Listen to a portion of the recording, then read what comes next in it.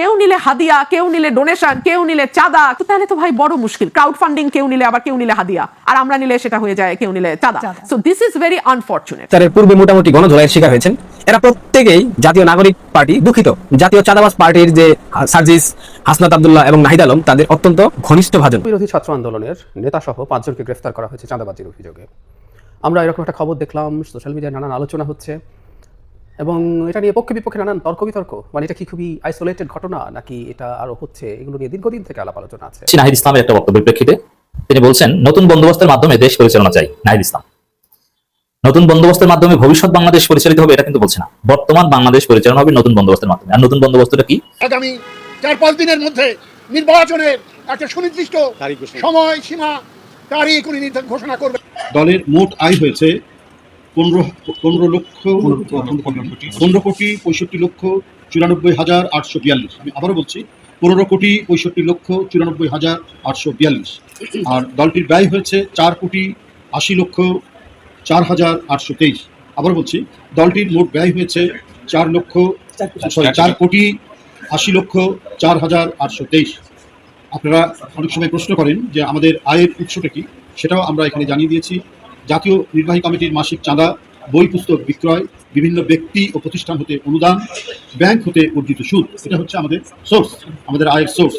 আর ব্যয় হচ্ছে আমাদের বিভিন্ন, যেমন ধরুন ব্যক্তিকে আর্থিক অনুদান, বিভিন্ন জেলায় বন্যা কবলিত এলাকায় ত্রাণ বিতরণ, পোস্টাল লিফলেট ছাপানো, বিভিন্ন জনসভা বাবদ, বিভিন্ন আলোচনা সভায় হল ভাড়া ও অন্যান্য খরচ, পত্রিকায় ক্রোড়পত্র ছাপানো, রমজানি ইফতার মাহফিল ও অফিসিয়াল বিভিন্ন খরচ বাবদ এখানে হচ্ছে আমাদের যেটা ব্যয় হয়েছে। তো এই মধ্যে আমাদের টোটাল আয়ের মধ্যে যে ব্যয় হয়েছে এর মধ্যে আমাদের উদ্বৃত্ত রয়েছে 2024-এর পঞ্জিকা বছরের মোট উদ্বৃত্ত হচ্ছে 10 কোটি 85 লক্ষ 90,019 টাকা। আমি আবারও বলছি 10 কোটি 85 লক্ষ 90,019 টাকা, যা ব্যাংকে গচ্ছিত আছে। আসসালামু আলাইকুম রহমতুল্লাহ। প্রদর্শক শ্রোতা, আশা করি সকলেই ভালো আছেন, আলহামদুলিল্লাহ। প্রদর্শক শ্রোতা, আপনারা ভিডিও শুরুতে ভিডিওর বিশেষ কয়েকটা অংশ এবং থাম্বনেল দেখে বুঝে গেছেন যে কেমন ভিডিও তো চলেছে আজকে। প্রদর্শক, বর্তমানে বাংলাদেশে চাঁদাবাজ বেড়ে গেছে। প্রদর্শক, এতদিন শুনেছে আসলে আওয়ামী লীগ চাঁদাবাজি করে গেছে, তারপরে বিএমপি অনেক চাঁদাবাজি করছে। এখন আবার নতুনভাবে শুনছি যে এনসিপির কিছু নেতাকর্মী তারা চাঁদাবাজি করছে, এমন তথ্যই এক বিশ্লেষক তুলে ধরেছে। প্রদর্শক শ্রোতা, এবং বিএমপির সর্বশেষ আয় কত, ব্যয় কত, সেটাও আপনারা এই ভিডিওতে জানতে পারবেন। প্রদর্শক, আরও কয়েকটা গুরুত্বপূর্ণ নিউজ নিয়ে হাজির হয়েছে, আশা করি আপনারা সম্পূর্ণ ভিডিওগুলো দেখবেন। প্রদর্শক, চলুন আর কথা না বাড়ি একটি লাইক দিয়ে আমরা সকলের বিশ্লেষকের বিশ্লেষণ শুনে আসি, চলুন। এনসিপি, জাতীয় চাঁদাবাজ পার্টি, এনতে ন্যাশনাল মানে জাতীয়, সিতে চাঁদাবাজ, পিতে পার্টি, অর্থাৎ জাতীয় চাঁদাবাজ পার্টি গতকাল রাতে গুলশানের একটা অভিজাত বাসায় চাঁদাবাজি করতে গিয়ে জাতীয় চাঁদাবাজ পার্টির 5 জন প্রভাবশালী ছাত্রনেতা পুলিশের হাতে গ্রেফতার হয়েছেন। গ্রেফতারের পূর্বে মোটামুটি গণধোলাইয়ের শিকার হয়েছেন। এরা প্রত্যেকেই জাতীয় নাগরিক পার্টি, দুঃখিত, জাতীয় চাঁদাবাজ পার্টির যে সার্জিস, হাসনাত আব্দুল্লাহ এবং নাহিদ আলম, তাদের অত্যন্ত ঘনিষ্ঠ ভাজন, অত্যন্ত স্টেক হোল্ডার ছিল জুলাই আগস্টের সেই জঙ্গি বিপ্লবের। তার মানে এদের মাধ্যমে সারা দেশব্যাপী কিংবা সারা ঢাকা শহরব্যাপী তাদের একটা কিশোর গ্যাং সিন্ডিকেট রয়েছে, যার মাধ্যমে দেশের বিভিন্ন স্থানে মব আক্রমণ করা, দেশের বিভিন্ন প্রতিষ্ঠান থেকে চাঁদাবাজি করা, এবং সেই চাঁদাবাজির একটা বিরাট অংশ ঢুকে যায় নাহিদ, সার্জিস এবং হাসনাত গংদের পকেটের একদম গহীন দরিয়ায়। গতকাল রাতে গুলশান 2 নম্বরে বাংলাদেশ আওয়ামী লীগের সংরক্ষিত আসনের একজন সাংসদ, নারী সাংসদ এবং বাংলাদেশ আওয়ামী লীগের কেন্দ্রীয় কমিটির আন্তর্জাতিক বিষয়ক সম্পাদক শাম্মী আক্তারের বাসা থেকে গুলশান থানার ওসি মোহাম্মদ হাফিজুর রহমান যেই 5 জনকে গ্রেফতার করেছেন, তারা হলো সাকাদাউন সিয়াম, সাদমান সাদার, ইব্রাহিম হোসেন ও আব্দুর রাজ্জাক রিয়াদ। এদের প্রত্যেককেই জাতীয় নাগরিক পার্টির প্রভাবশালী নেতা। এদের মধ্যে অন্যতম যে ব্যক্তি সরকারের একটা গুরুত্বপূর্ণ মন্ত্রণালয়ে দায়িত্বে রয়েছেন, আব্দুর রাজ্জাক বিন সুলাইমান রিয়াদ, তিনি ছাত্র প্রতিনিধি, স্বরাষ্ট্র মন্ত্রণালয়, সরকারি কমিশন, অর্থাৎ ডক্টর ইউনুস মহাজন যে বাংলাদেশের প্রত্যেকটা মন্ত্রণালয়ে ছাত্র প্রতিনিধি নিয়োগ দিয়েছে, এর মধ্যে স্বরাষ্ট্রের মতো গুরুত্বপূর্ণ মন্ত্রণালয়ের ছাত্র প্রতিনিধির দায়িত্বে রয়েছেন এই বদমাইশ, এই চাঁদাবাজ, এই ডাকাত, এই রাজাকার, এই দেশদ্রোহী আব্দুর রাজ্জাক বিন সুলাইমান রিয়াদ। এই বাটপার আন্তর্জাতিক লেভেলের বাটপার, প্রত্যেকটা বাটপারের সাথে এই বাটপারের ছবি আছে। ব্যারিস্টার আন্দালিব রহমান পার্থ, চিনিচুরের পোলা, তার সাথে ওই বাটপারের ছবি আছে। নাহিদ ইসলাম যে জাতীয় চাঁদাবাজ পার্টির যে সমন্বয়ক, তার পিতা যে পেটমোটা, এই পেটমোটা হচ্ছে একটা চরিত্রহীন লম্পট, একটা নারী লিপসুক। এই নারী লিপসুক একটা আন্তর্জাতিক লেভেলের চাঁদাবাজ, রামপুরা বনশ্রী এলাকা দখল করে ফেলেছে এবং চাঁদাবাজির একটা অভয়ারণ্য বানিয়ে ফেলেছে সেই এলাকাকে। তদবির, লবিং, টেন্ডারবাজি থেকে শুরু করে প্রত্যেকটা অনৈতিক কর্মকাণ্ডের সাথে জড়িত নাহিদের পিতা। নাহিদের পিতার সাথে তার একটা ব্যাপক সক্ষতা রিয়াদের, দেখেন ছবিতে। বাবর বিএনপির সেই 10টা কষ্ট মামলার আসামি লুৎফুজ্জামান বাবর তার কি হাসি মুখে ছবি, আরে সোনা ময়না জাদু পাখি, এই মাসুদ ভালো হইলো না, ঢাকা দক্ষিণ জামাতের সম্ভবত সেক্রেটারি বা কিছু একটা হবে, বন্ড মাসুদের সাথে তার ছবি। কাইল্লা রাফি হচ্ছে চট্টগ্রামের সমন্বয়ক ছিল, চট্টগ্রাম সমন্বয়কে কাইল্লা রাফির সাথেও কি চমৎকার ছবি, পাশাপাশি চেয়ারে বসা, সহতর মায়ের পেটের ভাই। হাসনাত আব্দুল্লাহ চাঁদার ভাগটা হাসনাত মনে হয় বেশি পায়, জন্য পুলের মধ্যে বসাই নিছে। গদানাহিদ উর্ফে পেটকানাহিদের সাথে কি চমৎকার ফুটেজ, উজ্জ্বল ছবি, আহারে শোনা।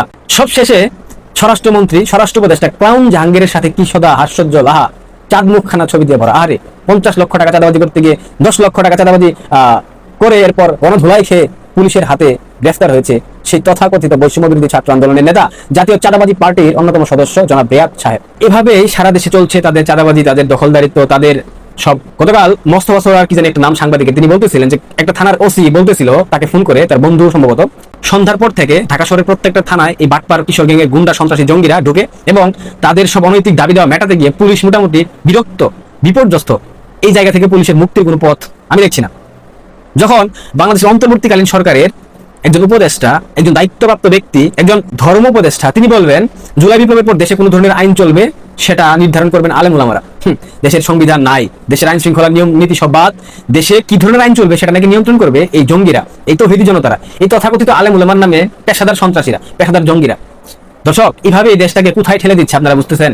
আপনারা এখনো প্রতিবাদ জানাচ্ছেন না। আজ শাম্মী আহমেদের বাসায় ডাকাতির জন্য গিয়েছে, কালকে আপনাদের বাসায় যাবে, পরশুদিন আরেকজনের বাসায় যাবে, এভাবেই চলবে তাদের অভয়ারণ্য। তারা থামবে না, তারা থামার মতো নয়, তারা থামার জন্য আসে নাই, তারা এই দেশটাকে লুট করার জন্য এসেছে, তারা এই দেশের ভাড়াটে খুনি, তারা এই দেশটাকে একটা ফিলিস্তিনে পরিণত করতে চায়, তারা এই দেশটাকে একটা গাজায় পরিণত করতে চায়, তারা এই দেশটাকে আফগানিস্তান বানাতে চায়, তারা এই দেশটাকে পাকিস্তান বানাতে চায়, তারা এই দেশটাকে সোমালিয়া বানাতে চায়, যেখানে কোনো আইন থাকবে না, কোনো নিয়ম থাকবে না, কোনো সংবিধান থাকবে না, কোনো রাষ্ট্রযন্ত্র থাকবে না, যেখানে কোনো প্রকার আদালত থাকবে না, কোনো বিচার ব্যবস্থা থাকবে না। তারা অবাধে, নির্বিঘ্নে, নির্দ্বিধায়, নিশ্চিন্তে সব ধরনের অন্যায় অপকর্ম করে যাবে এবং তারা করে যাচ্ছে। এখন আপনারা এভাবে থাকতে দিবেন তাদেরকে, চলতে দেবেন তাদেরকে, তাদের বিরুদ্ধে প্রতিবাদ করবেন না? কয়েকদিনের মধ্যেই দেশ চলবে জুলাই সনদের ভিত্তিতে। আগের হিসাব নিকাশ পদ্ধতি পাল্টে যাবে, এটাকে একটা সুখবর বলতে পারেন। আমি আলোচনা করছি নাহিদ ইসলামের একটা বক্তব্যের প্রেক্ষিতে। তিনি বলছেন নতুন বন্দোবস্তের মাধ্যমে দেশ পরিচালনা চাই। নাহিদ ইসলাম নতুন বন্দোবস্তের মাধ্যমে ভবিষ্যৎ বাংলাদেশ পরিচালিত হবে এটা কিন্তু বলছে না, বর্তমান বাংলাদেশ পরিচালনা হবে নতুন বন্দোবস্তের মাধ্যমে। আর নতুন বন্দোবস্তটা কি? নতুন বন্দোবস্ত রাজনৈতিক দল এক একজনে এক এক রকমের বলতে পারে, কিন্তু ফর্মালি নতুন বন্দোবস্ত হচ্ছে জুলাই সনদ। এর মানে জুলাই সনদ যেটা হবে সেটাই হবে নতুন সেটেলমেন্ট, যেটা হবে উইথ কনসেনসাস, সেটার উপর ভিত্তি করে দেশ পরিচালনা হবে। জুলাই সনদ, এই যে নতুন বন্দোবস্তের মাধ্যমে দেশ পরিচালনা চাই, এর অর্থ হচ্ছে সেই 1971 সালে 10 এপ্রিল যে স্বাধীনতার ঘোষণাপত্র দেওয়া হয়েছিল, যেটা 17 এপ্রিল কার্যকর হয়েছিল, প্রবাসী সরকার চলেছিল বা প্রবাসী সরকারের মূল সংবিধান ছিল সেই ঘোষণাপত্র, সেই ঘোষণাপত্রের ভিত্তিতেই দেশ চলেছিল আমাদের নতুন সংবিধান পাওয়ার আগ পর্যন্ত 72 সালে। ঠিক তদ্রুপ বর্তমানে দেশ চলতে হবে জুলাই সনদের উপর ভিত্তি করে। হাসিনার সংবিধান, মুজিববাদী 72 সংবিধান বাতিল। এটা হচ্ছে এনসিপির, এই নাহিদ ইসলামদের, এই বিপ্লবের নেতাদের প্রত্যাশা।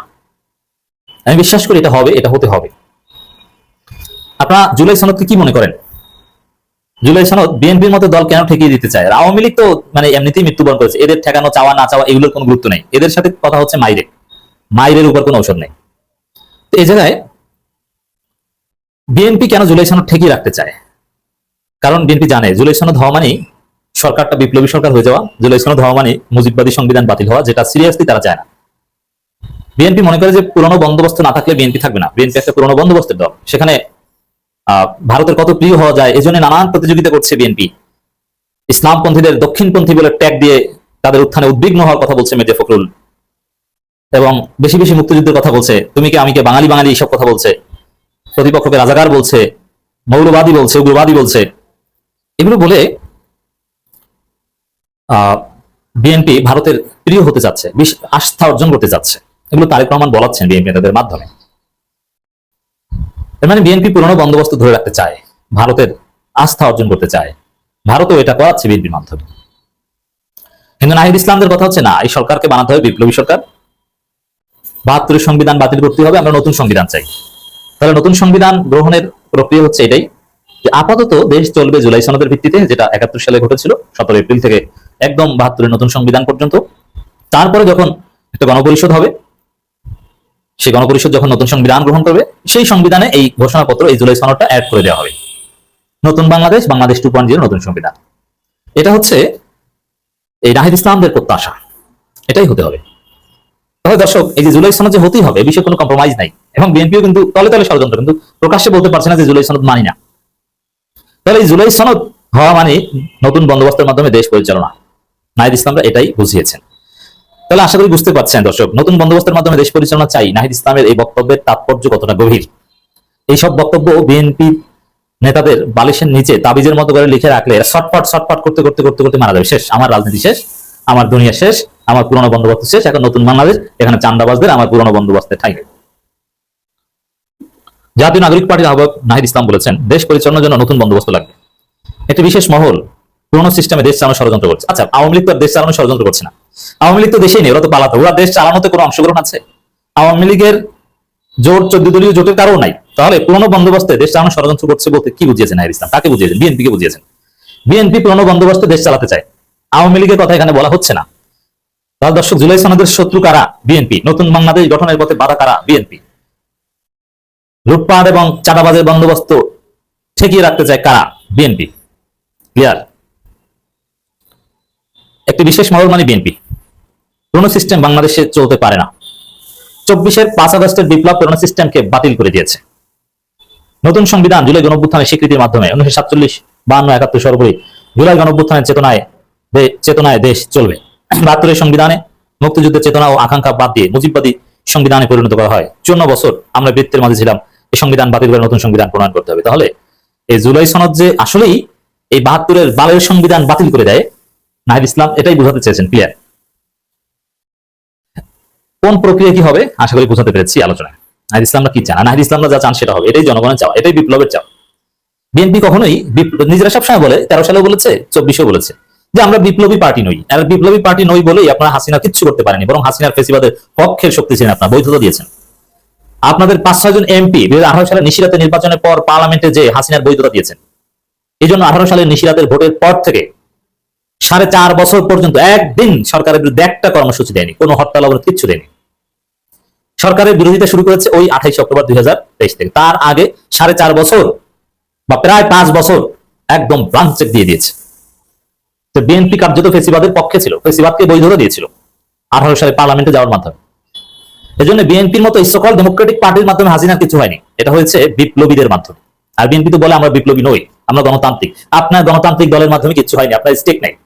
বিপ্লবীদের দাবি হচ্ছে সংবিধান পরিবর্তন করতে হবে, আর আপনাদের দাবি হচ্ছে হাসিনা যা বলেছে ওইটাই ঠিক, হাসিনার বিরোধিতা করবো, যেটা বামরাও করতো। প্রথম আলো ডেইলি স্টারও হাসিনার বিরোধিতা করতো, আবার হাসিনা এস্টাবলিশমেন্টের পক্ষে ছিল। আপনারা ছিলেন এইটা। অতএব আপনার এই 72 সংবিধানের পক্ষে থাকার তাৎপর্য আমরা বুঝি। আগামী 4-5 দিনের ভিতরে জাতীয় সংসদ নির্বাচনের ঘোষণা দিবে ডক্টর মোহাম্মদ ইউনূস। এই কথা বলেছে কে? ওই যে ভাওরা 14 দল আজকে দেখা করতে গিয়েছে, ভাওরা 14 দল দেখা করে তারা সাংবাদিক সম্মেলন করে বলতেছে যে আগামী 4-5 দিনের ভিতরে জাতীয় সংসদ নির্বাচনের ঘোষণা দিবে ডক্টর মোহাম্মদ ইউনূস। আসসালামু আলাইকুম ওয়া রাহমাতুল্লাহি ওয়া বারাকাতুহু। প্রিয় দর্শক, আমি কেন ভাওরাদা মানে ওই 14 দল যেগুলাকে তুলা রাশি দিয়ে খুঁজে পাওয়া যায় না তাদের অফিস, ওরা ডক্টর মোহাম্মদ ইউনূসের সাথে বৈঠকে বসেছে, চা পানি খেয়েছে, জীবনের সার্থক এদের যে ডক্টর মোহাম্মদ ইউনূসের পাশে বসতে পেরেছে। ওরা বাইরে এসে সাংবাদিকদের সাথে সাংবাদিক সম্মেলন করে বলতেছে আগামী 4-5 দিনের ভিতরে জাতীয় সংসদ নির্বাচনের ঘোষণা করবে।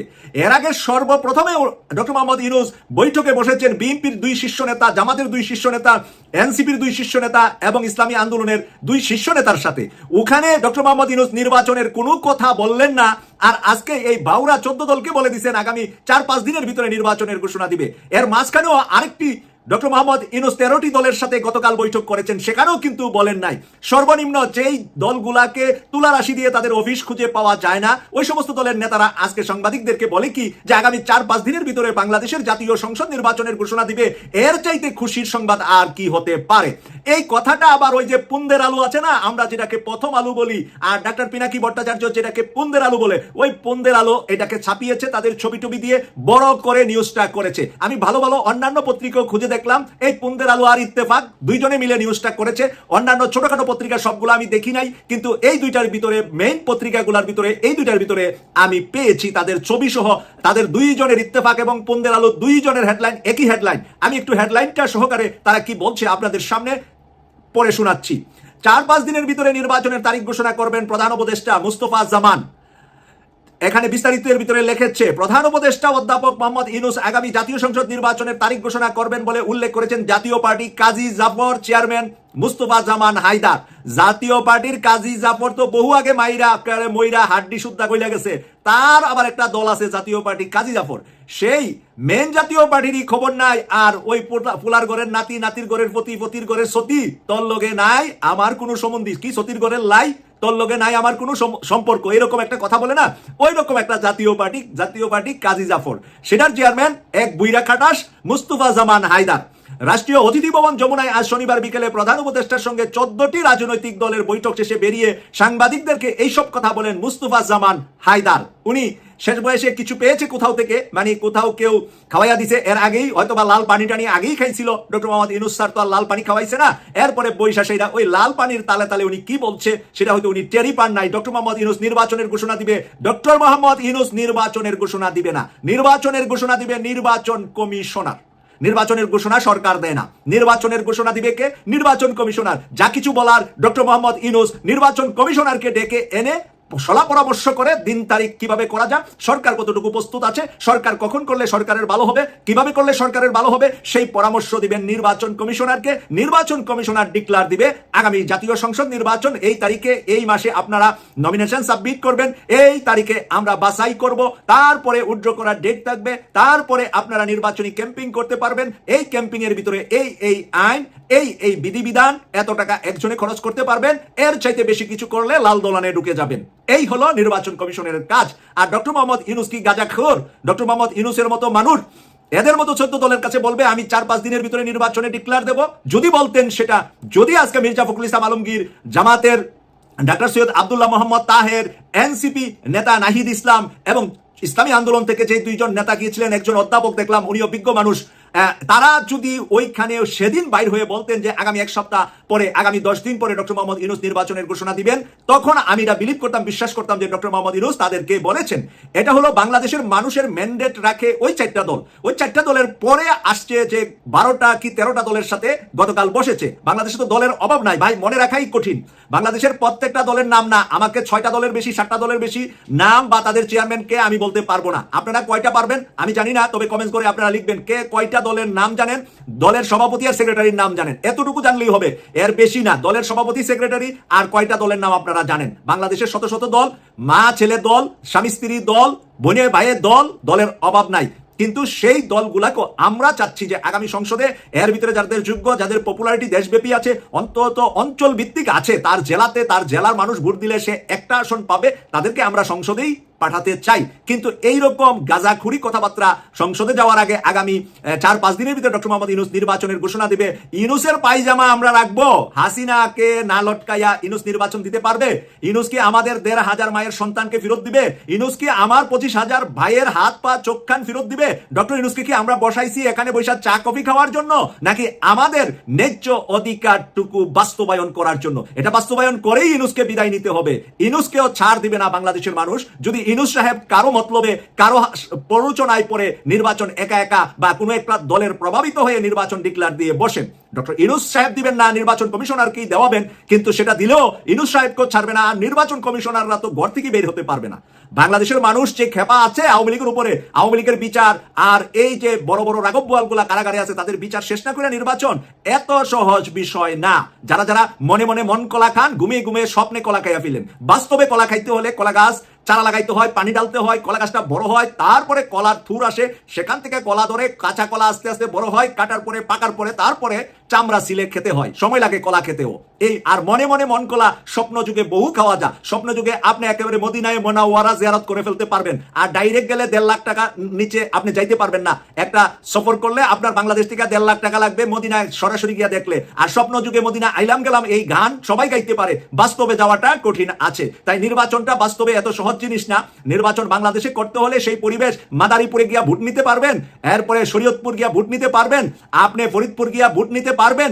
আপনি সেদিন কি করলো গোপালগঞ্জে? আপনি গোপালগঞ্জে গিয়া ভোট নিতে পারবেন? আপনার প্রার্থীরা হাত পাও ঠিক থাকবে? তারপরে যদি প্রার্থী সেখানে মারা যা, প্রার্থীদের যদি জীবন নেওয়া হুমকি হয়, তখন আপনি নির্বাচন কমিশনার কি জবাব দিবেন, বা ডক্টর মোহাম্মদ ইউনূসের সরকারও কি জবাব দিবে? তাই সব কিছুর হিসাব নিকাশ শেষ না করে নির্বাচন কোনো মামুর বাড়ির সম্পত্তি না যে আপনার পাওনাটা ভাগ করে আপনি নিয়ে আসবেন। প্রদর্শক, আপনারা একে একে সকল বিশ্লেষকের বিশ্লেষণ শুনলেন। অবশ্যই আপনারা বুঝতে পারছেন যে আসলে কতটা গুরুত্বপূর্ণ নিউজ ছিল। প্রদর্শক শ্রোতা, বর্তমান দেশের পরিস্থিতি কোন পর্যায়ে যাচ্ছে বা এখন কোন পর্যায়ে আছে বা ভবিষ্যতে কোন পর্যায়ে যাবে, অবশ্যই আপনারা যেহেতু ভিডিওটি দেখেছেন অবশ্যই অনেক কিছু জানতে পেরেছেন। এবার আপনাদের কি মূল্যবান মতামত অবশ্যই কমেন্টে জানিয়ে দেবেন। আরও এরকম নিত্য নতুন আপডেট নিউজ পেতে আমাদের এই চ্যানেলটি সাবস্ক্রাইব করে পাশে থাকবেন। ধন্যবাদ।